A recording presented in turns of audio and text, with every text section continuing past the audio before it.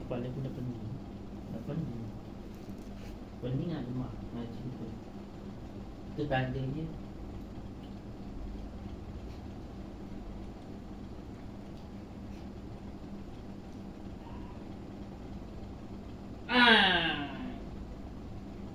maju paling belakang.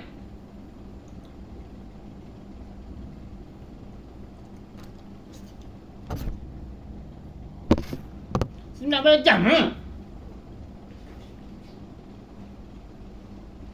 wak tu. Kalau bonus dia 6.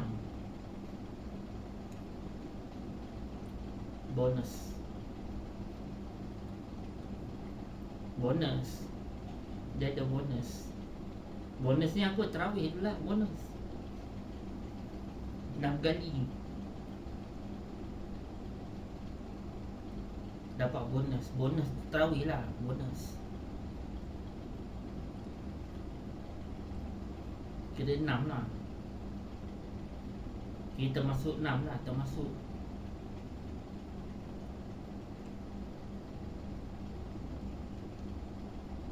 dorang dia buat ya.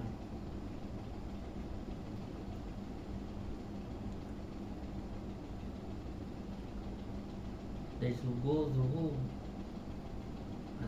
asar, maghrib, isyak tu tarawih 6.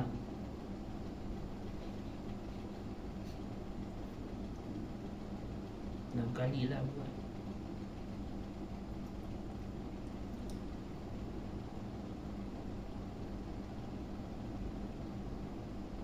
Sampai kakinya apa bengkak.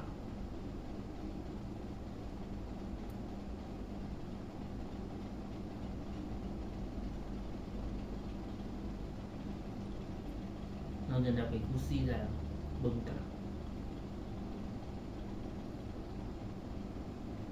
Ada bisul.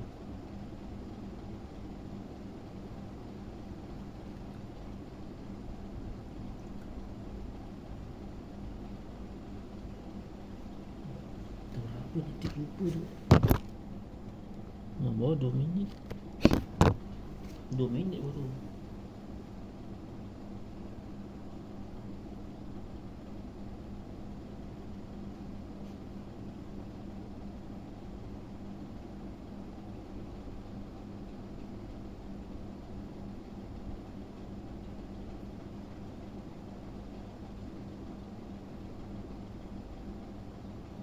Mak bukan dah sakit.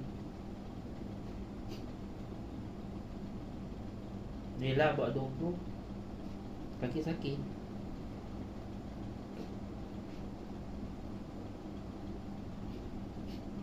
Dia mak masih muda, mak mesti tak pergi terawih. Tak tahulah kot. Itu katanya ni Tani Jan atau Tani Noi. Mak mesti tak pergi terawih dulu. Dah tua baru nak pergi. Yelah tu kau cakap. Dah tua kan insaf. Dia masih muda mana dia pergi terawih. Lepak sana, lepak sini, pergi Maples sana, pergi Maples sini. Tanta pergi Maples rumah dia.